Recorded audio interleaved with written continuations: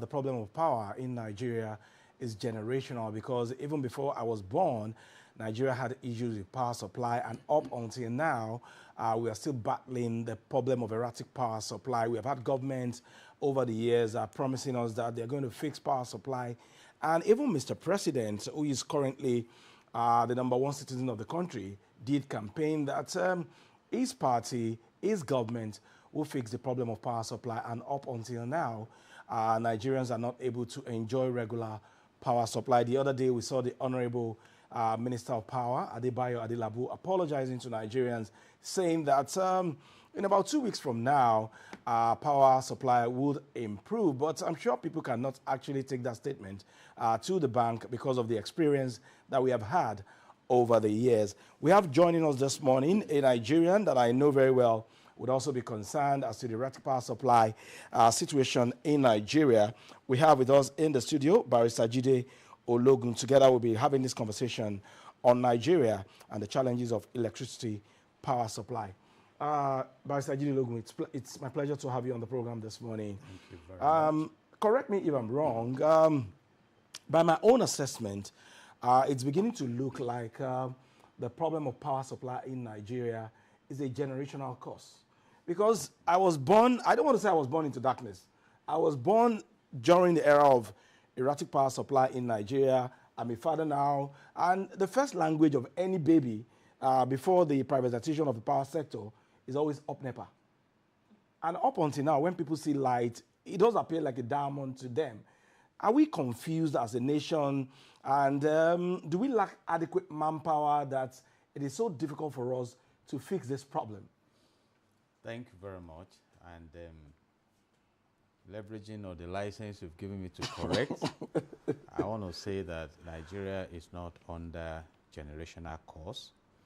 Nigeria is just under voluntary assumption of inefficiency. You see, which is that the results we could have achieved, we have not deliberately stepped out to achieve.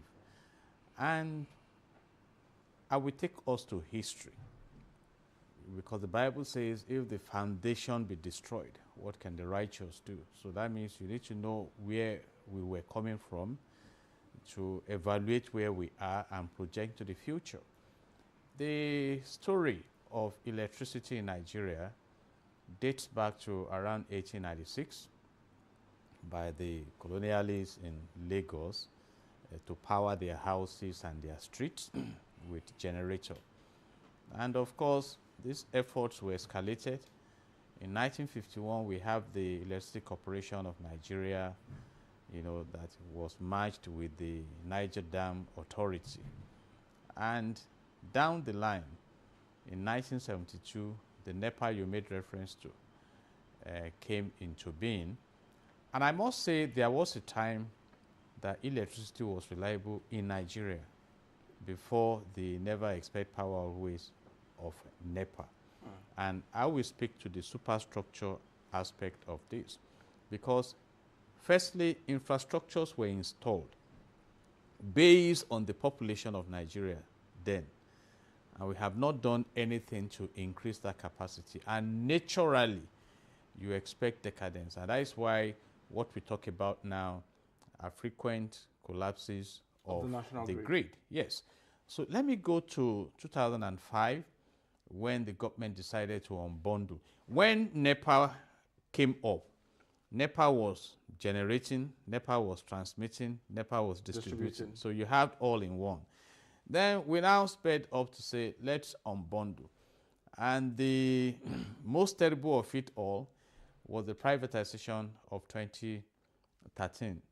You now have the Gencos and the Discos and private investors coming in, and the crisis blew up. And I'll be very sincere with us today that we have a chronic systemic corruption in Nigeria. We have a chronic cabalism in Nigeria that may even render the president powerless to solve this problem. I'm not trying to frighten anybody. And again, I will go into some of the efforts. Let's pick it from that 2013.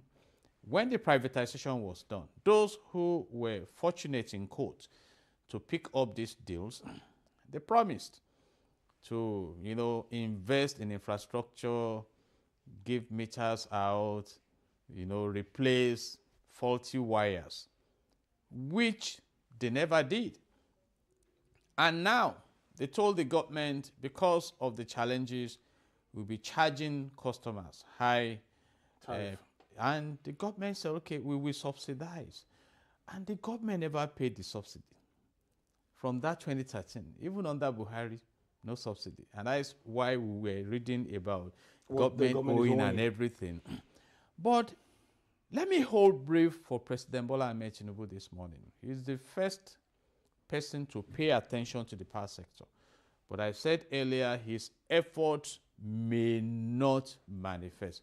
In fact, let me state it at this point, that he also must have seen the systemic error to isolate Aso Villa from the national grid, because right now it was projected that by the end of March 2026, the solar mini grid in Aso Villa would have been completed with about 10 billion naira so that there could be power supply. Supply. If the palace of the king... I'm sorry, Mr. Ologun, before you go ahead, for somebody that promised regular power supply when he was campaigning, and now you are taking the seat of power of the national grid. So it's a confirmation that what you promised earlier will not be fulfilled. Yes, I'm coming there. And that will be to the detriment of Nigerians as well as the economy of Nigeria. I'm just at that gate. Catching it on the surface. Before you stepped in. And that is why I said intentionally, I'm holding brief for the president. You see, Nigeria is complicated. And we have complained, even in this beautiful studio. There are some owners of Nigeria. They are highly mischievous, politically, economically. Some of them are behind illegal mining, oil theft. Some of them are behind sponsoring the terrorism in the land. You see, and this president is just an individual who has gone in there. At a point, a special aide to former President Goodluck Ebele Jonathan, when he successfully came out of Aso Villa, told the world that there are demons in the presidential villa, if you recall. So let me go back to the electricity track. So what President Bola Tinubu did was that to call these people, how can we help in this situation? And Oga, you remember the subsidy they are owing us, and the president requested about how much, and they said about 6.3 trillion.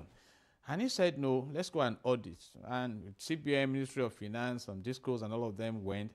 And the audit report came to the point that they were being owed about 2.8 trillion naira. Okay, I'll pay you part of this. And I think he paid about 501 billion at a time, 600 billion at a time. And he now said, let's bring meters in and give people freely. But you still find these discos giving meters to them. That was when Band A came in and things like that. And there are those who are behind the scene, the diesel dealers. If the power sector becomes effective in Nigeria, they are out of business. Even the petrol dealers for generators. By the grace of God, I have escaped from generator life. Yes. I've installed inverter both in the office and at home. You see, so then those who import generators, I'm amazed. Go and check the major projects going on. I'm talking of constructions. You see about 4 huge generators on site being installed. So it's already a part of the system. So there are some who will never let it work. The consistent, devilish contractors, just like we have it in the oil and gas sector. You see, so those are the issues. Even with the meters that the government says should be given to people freely. How many communities can come out to say that from that 2013 privatization, that these people brought transformers? It's the CDA that will contribute, buy everything, and they will pay for they will now own it. and take it over. So we have a serious corruption in this land. But again, having held that brief for the president to know the challenge he is, maybe what I am saying here now, he may not be able to come out and say it. Because you asked a very germane question.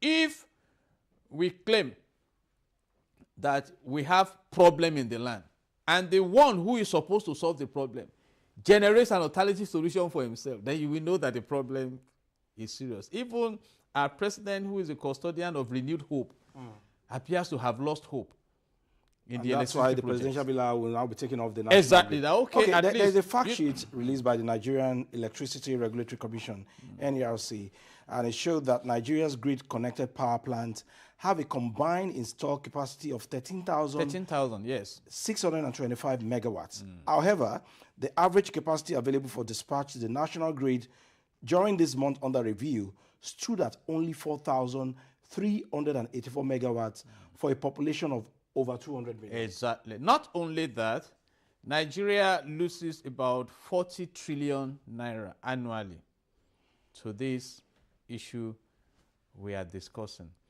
And I think about 80 million citizens do not have access to the grid. Do you know? And these are the issues. So we have a challenge that I don't know how we are going to solve it. I'm serious. I'm really serious. There are many stakeholders. I keep asking, how can we have 4 refineries in a country and none is functioning? You saw what Dangote went through when he rolled out his refinery. This cabal infiltrated. And you saw what the man did. He said no. He fired and they started fighting. He said, no problem. I will reincorporate them but post them so that they don't frustrate. Who are the frustrators, in quote, of Nigeria? Maybe we know them. American government has told us that they know these sponsors, some of these devilish people. And until you deal with that, you remember that Joshua was a champion, everywhere defeating. And they went to a particular place to fight, and they won. And one person stole an accursed object, and from that moment, victory disappeared. And when Joshua ran to God, God told him, go and search your house. There is an evil representative there. Take that evil representative out. And please, my name is Jide Ologun from Okakoko, Ondo State, the capital of the world. I'm telling the government that except you deal with the wicked ones in this land, they will always frustrate your efforts. And you see, they are so consolidated. At the time, Honorable Dele Alake came out, perhaps he was thinking aloud, that powerful people are behind illegal mining. Do you know how much we lose to illegal mining in this country? Zamfara, the gold in Zamfara can earn that state about $2 billion annually. Who are they? Barrister Ologun, if indeed we want to have accelerated socio-economic development in this country, we have seen Mr. President at different countries trying to woo investors to come into the country. If the power sector is not in good shape, how do we attract investors in this country? How do we allow small and medium-scale enterprise to grow? Because without power supply, most of what they are gaining in terms of resources will be going into them looking for alternative power supply to keep themselves in business. You know, today is a strange day because I'll be responding to you in ways that you'll be questioning my response. Let me tell you, Nigeria is blessed. Despite the crisis we have, investors coming. I know of investors who put themselves in a particular location, generate their own power, run their businesses. So, and I will advise citizens, now that the president himself is running away from the national grid, find your level. Don't be a captive. Great things are happening in Nigeria, but at a huge cost. And who will pay the cost? The citizens. I was in when Aliko Dangote was expanding his cement factory in Obajana in 2014. I was invited. flew us down from Lagos. We're under the same tent with the president, Goodluck Ebele Jonathan, Aliko, and Aliko generates his own power for that. In fact, by virtue of his corporate social responsibility, he gives power to the community. Go to Ibeshe. There are possibilities in this land. Is it not amazing that the same Aliko, in a country that cannot manage 4 refineries, has floated the biggest refinery in Africa? You know, so these are.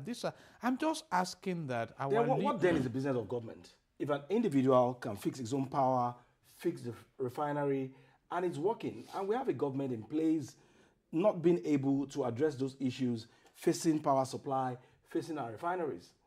Prioritization deficiency. A wise man said, the poor man buys luxury first. The rich man buys luxury last. I will decode. So what's the business of government? All the SUVs you see on the road, convoy, blowing siren, wearing agbada to the National Assembly, carrying mobile policemen, you know, big man. When, as at the last quarter of 2025, the total indebtedness of Nigeria was about 153 trillion naira. So I think, borrowing. And I've been able to tell you what the business is in Nigeria. Yes. And again, we need to repent. And I will bring some beautiful templates across the world. People or government? Everybody, the government. And because, you see, I just sat down. Yesterday I had an encounter of some drivers just driving as if the end of the world has come. And I was trying to correct that. They were abusing me. So I now say, who do we turn to? Is it the government or the citizens? See, our president went to the UK. Good deal. 647 million pounds. Or 746 million pounds deal. To do what? To fix Apapa Port and Tinkan Port. Apapa Port that was established in 2013. 2013, sir. When these white people who came to take our resources found it difficult, a terrain around the port. They started this, you know, and started the dredging and everything, and handed all these things over to us when we gained our political independence. So who are the people or the spirits who have messed up those ports? So we are now going back to the same UK to borrow us money when we could have generated enough money from those ports to develop other ports across the world. I mean, you know, it's wonderful. I just hope that spirit somehow will be cast out of government. You're going spiritual. You know, well, yes, we have to. Because the more we talk about hope, the realities around are challenging. And that's why I like this topic, challenges. I just read now that we may go borrowing to support the budget also. So where is the fuel subsidy windfall? Where is the tax reform windfall? Where is the... And that's why I'm saying we need a collective reflection.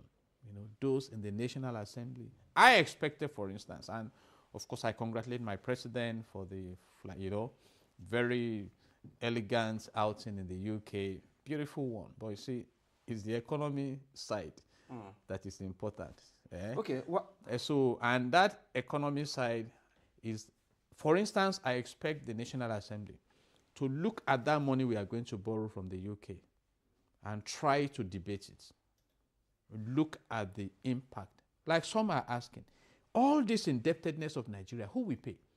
And that is why even though we have the largest refinery in Africa, we cannot even give Dangote enough crude to refine. He also imports crude. Because some human beings have used our crude oil to borrow money. Who will pay back?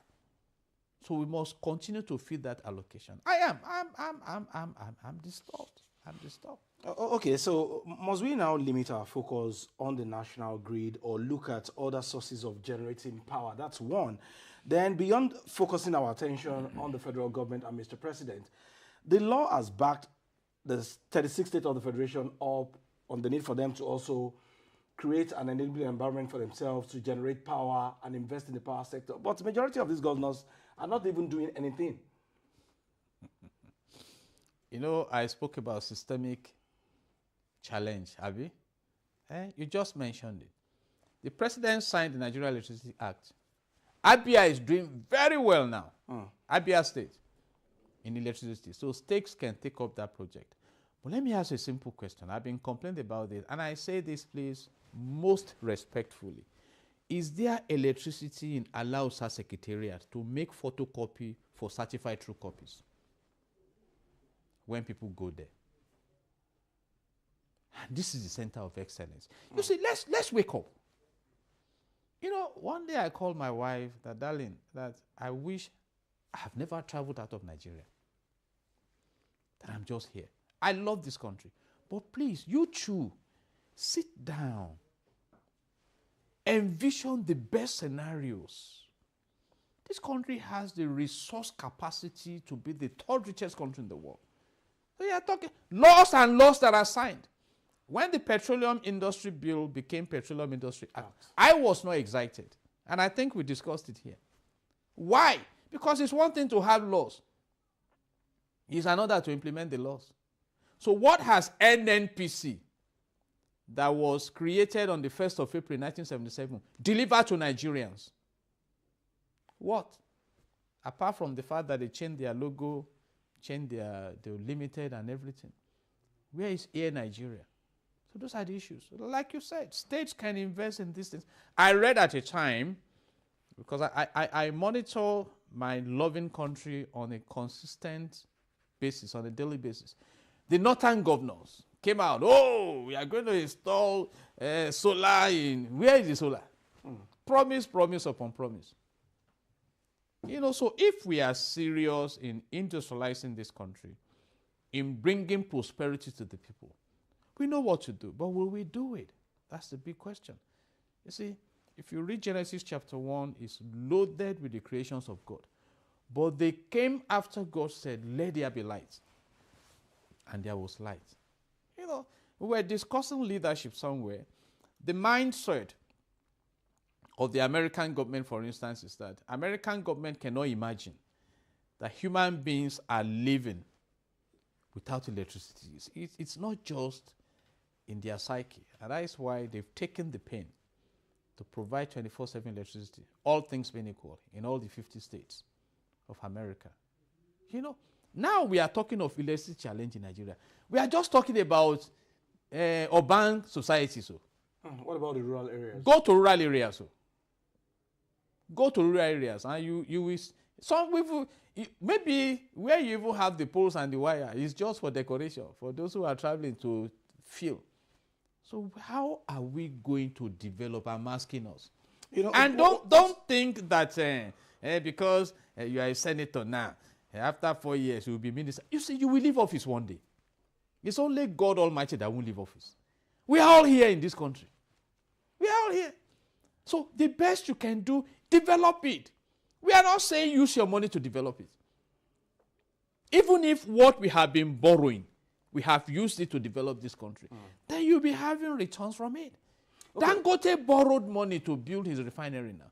And that's why when people are saying now, you should bring the price down. And who is going to pay the banks? Dangote is a businessman. The bankers are praying daily that Dangote should live long, because nothing should happen to that. So their money. Okay, their money is there. With the rot that you have identified in the power sector now, and the promise made by the Honorable Minister of Power, Adebayo Adelabu, the other day that in 2 weeks that Nigerians should not worry, that power will be steady. Can you take it to the bank? For a problem that you cannot solve in 2 or 3 years, you're now giving us a deadline of 2 weeks to address the problem. You took that statement seriously. Because he said it. I did not receive it. For somebody to be appointed a minister in Nigeria, you must have some level of responsibility. My brother, when you have flash drive, it's not everything you save inside that flash drive. You save important information, true or true. True. There are some statements I don't resonate with in Nigeria. You see, and that's why at a point I was tempted to wonder that are we not practicing politocracy in Nigeria? Politocracy. Yes, as against democracy. Government of the politicians, by the politicians, and for the politicians. You know, so in 2 weeks, how many days do we have left for? In a few days, it will be 2 weeks. Very good. So there'll be 24/7 electricity everywhere, you know, free water for everybody, you know. So you are waiting for I'm waiting for the because 2 weeks. Okay. I've advised all of us this morning, go and plan your life, so that when the good governance comes, it will meet you in a nice location. Please don't despair. Don't be thrown overboard. I have, you see, sometimes late into the night, I do comparative studies. You know, I found a discovery. Norway has the largest sovereign wealth in the world, about 2.2 trillion US dollars.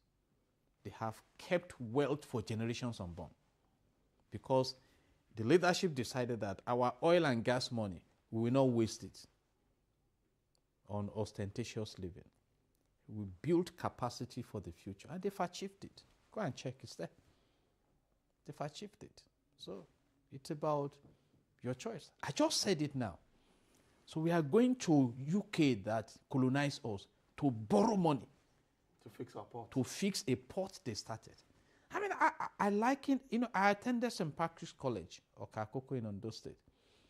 So I will now go to St. Patrick's, wind up my car, you know, drive in and go to the principal's office. Like, oh, principal, I graduated from this school. How are you? And everything, blah, blah, blah. Oh, let's take photographs. Oh, can we have dinner together?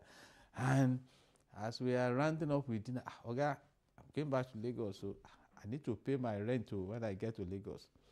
Please, you will borrow me to pay my rent in Lagos, so you borrow me money to pay my children's school fees. So, I mean, how do you want?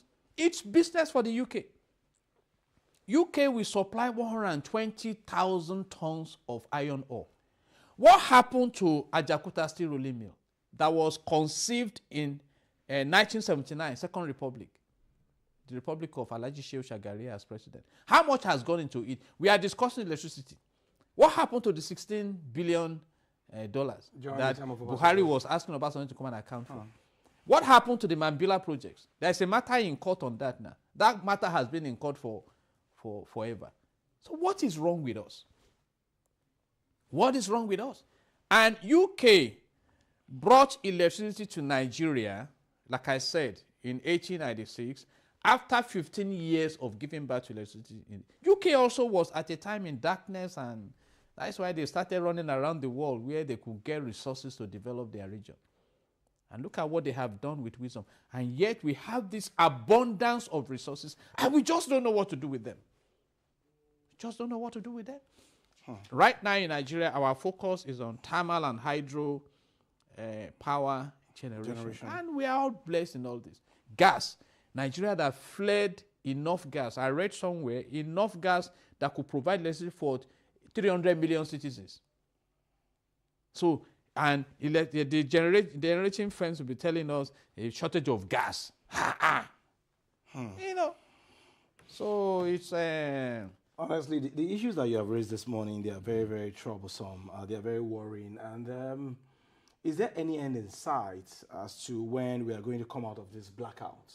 What do we put in place, long-term, short-term? And for us to actually accelerate our industrialization, we will need regular power supply. So what should we do as quickly as possible to address these issues? The Chinese have a proverb: the best time to have planted a tree was 20 years ago. The next best time is now. So what did Egypt do? Egypt has 100% access to electricity.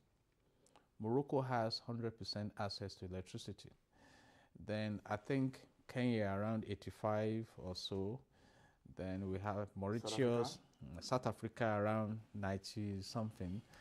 Then Mauritius. So what have they done? They have deliberately invested in that project because they love their people. They want development in that community. You see, so what are our priorities? How much is INEC budget for the forthcoming election? How much is the salary of a senator per month in a country that borrows money? How much is the budget for education? How much is the budget for health? What efforts, who are those responsible for the collapse in the electricity infrastructure? When was the last time we maintained them? If you buy a brand new vehicle and you fail to pay attention to it, it will stop serving you. We know what to do, sir.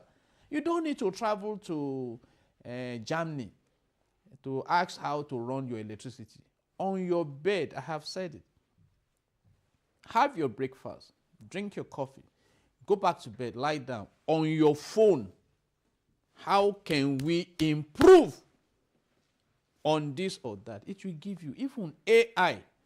Go now, ask AI, how can we solve the problems of Nigeria? AI will suggest to you. Look at Google Map. Is Google Map a Nigerian? And Google Map will tell you the street in Shomolu, that in 100 meters, you turn right, you turn left, you turn. So our leaders know our problems, even when they pretend not to know it. They know what to do to solve the problems. But they are probably not willing and ready. So are they just mounting development, industrialization, without putting the right things in place? They're in euphoria, illusion. And please, I own all my submissions this morning because I'm passionate about Nigeria. It's clear. They go abroad now, don't they? Go to Dubai. From the airport, you have encounter with, go to Singapore, and they make reference to all these things. So, when they want to, it's only when they want to tell us no election is perfect anywhere. But some things are perfect where you go now. How many of them don't have dual citizenship? You've read about Canada now, saying they are going to increase citizenship fee and everything. And I was telling them on a radio program this morning, Canada is not just coming out to make a statement. It's been their plan since 2025 to bring in special citizens into their country. They've had their projections. They are just implementing. And they know that Nigerians will pay for it. That is why their focus is on Nigerians. The same Nigerians who cannot develop their country will carry their brain, carry their money, and go and be developing other people's countries. We are talking of, you now go there and be telling them, come back to your country where bandits is chasing people up and down. So me, you see, sometimes I'm tempted to even say, what are we analyzing again? But then we owe God the obligation of saying the truth, John 8:32. John 8:32 says, you shall know the truth. And the truth shall set you free. And the truth shall set you free. And you've said it here today. States can go into this business, private, but is that their priority? It's not. Okay. And let me say this. If you fix this country, we will enjoy ourselves. I saw a video that Femi Otedola in Singapore on his birthday riding bicycle. Let him come and ride a bicycle in Ajegunle. Yes. It's because those areas are safe. And you saw other people riding their own bicycles. Go to New York City. You see people, they live their lives normally. Okay. We're already in the season of politics. And these politicians will come now and campaign to people that, okay, we are going to do this and do that. There was a statement credited to the governor of Ogun State, Dapo Abiodun, saying that the problem of power is complex and it is not something that can be fixed in 3 years. They knew all along that this problem cannot be solved in 3 years, yet you campaigned with it. So who is fooling who? I don't know. So let me isolate your case study. So ask our governor, how many transformers are in his own personal residence as and we generators. Speak? Forget generators. This is about moving away from generators now. Solar now. Yeah. So, and that is it. That is it. So, but, the electorate also, I congratulate them. Some of these politicians come and deceive the people, and you still vote for them, And again, they've succeeded. Some of them have succeeded in creating apathy. So those who can really deliver the vote have come to the conclusion that their votes don't count. But let me say this, that one day, the morning will come. We shall see clearly. But the best bet is to restructure your environment and make this country great. By God's grace, I've been to some other countries where people have peace of mind. I just gave you an example.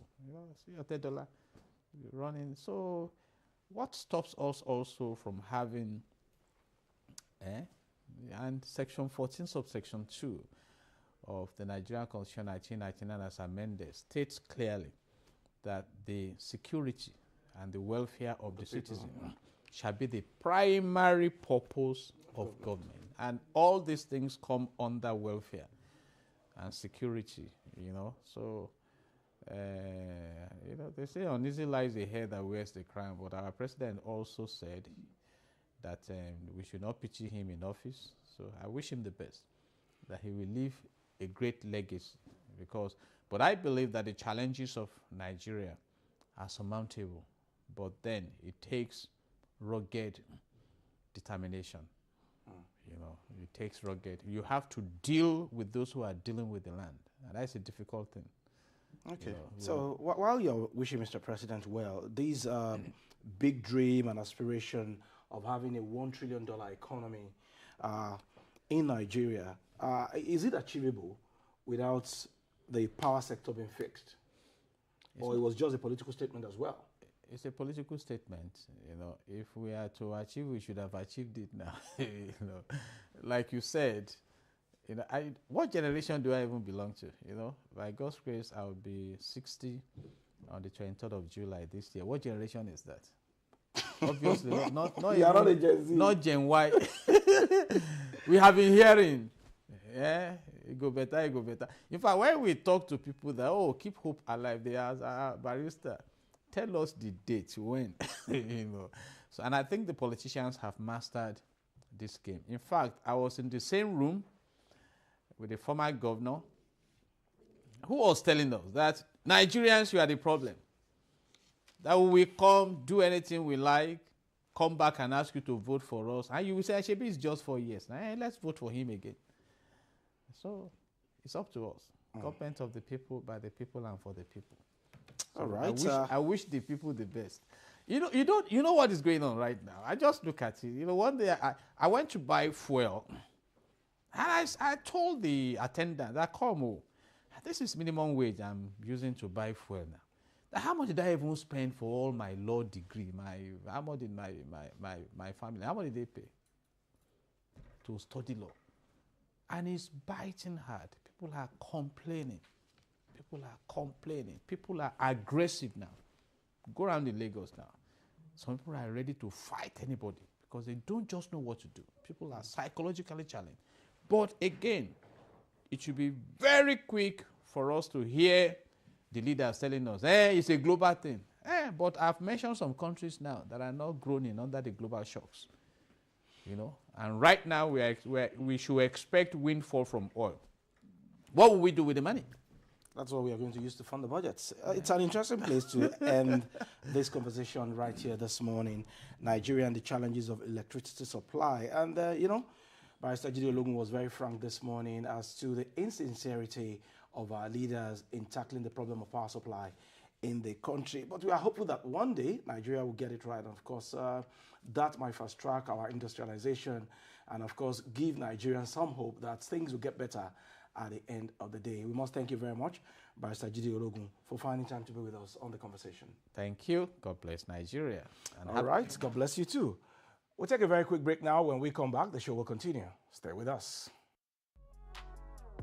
The views expressed on this program do not represent that of the producer, management of Lagos Television, or the Lagos State Government. They remain the perspectives of those expressing them. Thank you for staying with Lagos Television.